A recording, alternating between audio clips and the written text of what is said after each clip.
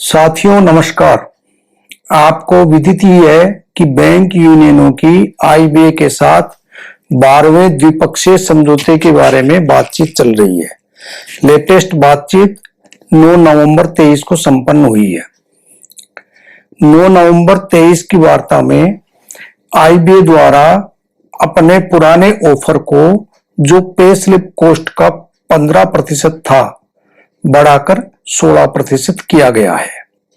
IBA द्वारा कहा गया है कि वर्तमान बेसिक में 8088 पॉइंट का डीए मर्ज करें और 2.5% लोड देकर नई पे स्केल बनाई जा सकती है। साथियों, आईबीए द्वारा दिए गए ऑफर के अनुसार 8088 पॉइंट्स का डीए वर्तमान मूल वेतन में जोड़ना है। 8088 पॉइंट्स का अर्थ 434 स्लैब अर्थात 30.38% डीए होता है। इसका अर्थ यह हुआ कि आपकी वर्तमान बेसिक में 30.38% डीए जोड़ा जाए और उसके बाद जो राशि आती है उस राशि का 2.5% और ऐड कर दिया जाए तो वह राशि आपकी नई बेसिक होगी। मैं आपको एक उदाहरण से समझाना चाहता हूं। बैंक में सब स्टाफ का प्रारंभिक मूल वेतन अभी 14,500 है। इस पर 30.38% डीए 4,405 रुपए होता है। इन दोनों का योग 18,905 रुपए होता है। अब 18,905 का 2.5% लोड 473 रुपए होता है। 18,905 में 473 और जोड़ दिया जाए तो ये 19,378 आता है। अर्थात सब स्टाफ का नया प्रारंभिक मूल वेतन 14,500 के बजाय 19,378 हो जाएगा। अभी स्पेशल अलाउंस के बारे में, जो स्केल 3 तक 16.4%, 4 व 5 के लिए 19%, 6th व 7th के लिए 20% है, के बारे में स्थिति स्पष्ट नहीं है कि ये स्पेशल अलाउंस भी बेसिक में मर्ज किया जाएगा या एज इट इज रहेगा या बढ़ाया जाएगा।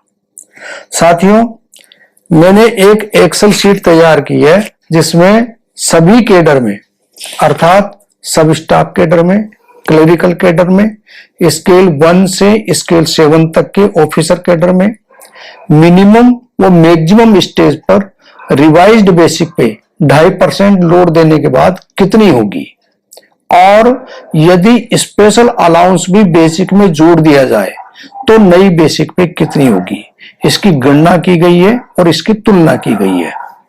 एक्सेल शीट के अनुसार यदि स्पेशल अलाउंस भी बेसिक में जोड़ दिया जाए तो आपकी बेसिक पे में अच्छी खासी बढ़ोतरी हो जाती है। स्थिति इस प्रकार है। मिनिमम स्टेज पर सब स्टाफ की, जो अभी बेसिक पे 14,500 है, 2.5% लोड के बाद में 19,378 हो जाती है। लेकिन यदि इसमें स्पेशल अलाउंस भी जोड़ा जाता है तो ये 22,556 हो जाती है। क्लरिकल में जो अभी बेसिक पे प्रारंभिक 17,900 है, 2.5% लोड से 23,921 हो जाएगी। लेकिन यदि स्पेशल अलाउंस भी जोड़ दिया जाएगा तो 27,845 हो जाएगी।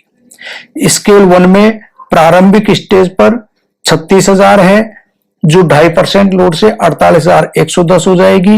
लेकिन स्पेशल अलाउंस भी जोड़ दिया जाए तो 56,000 हो जाएगी। स्केल 2 में प्रारंभिक स्टेज 48,170 है, 2.5% लोड से 64,374 हो जाएगी, और स्पेशल अलाउंस भी जोड़ दिया जाए तो 74,932 हो जाएगी। स्केल 3 में प्रारंभिक स्टेज 63,840 है, जो 2.5% लोड से 85,315 हो जाएगी। यदि उसमें स्पेशल अलाउंस भी जोड़ दिया जाता है तो 99,307 हो जाएगी। स्केल 4 में जो प्रारंभिक स्टेज 76,010 है, 2.5% लोड से 1,01,579 होती है, और स्पेशल अलाउंस भी जोड़ दिया जाए तो 1,20,879 हो जाएगी। स्केल 5 में प्रारंभिक स्टेज 89,890 है, जो 2.5% लोड से 1,20,129 हो जाएगी।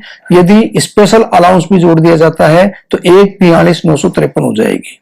स्केल 6 में प्रारंभिक स्टेज 1,04,240, 2.5% लोड से 1,39,306 हो जाएगी, और स्पेशल अलाउंस भी जोड़ दिया जाए तो 1,67,167 हो जाएगी।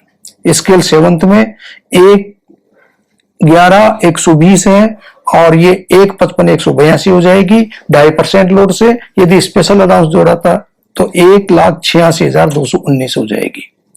वैसे स्पेशल अलाउंस बेसिक में जोड़ने से सभी सेवारत साथियों, एनपीएस साथियों व पेंशनर्स सभी को लाभ होगा, क्योंकि सेवारत साथियों के बेसिक पैसे, लिंक अलाउंस, एचआरए आदि सब बढ़ जाएंगे। एनपीएस साथियों का, एम्प्लॉयर का एनपीएस कंट्रीब्यूशन बढ़ जाएगा। सेवानिवृत्त साथियों की पेंशन में बढ़ोतरी हो जाएगी। आशा है बैंक यूनियन फाइनल सेटलमेंट के समय इस तथ्य का ध्यान रखेगी। धन्यवाद।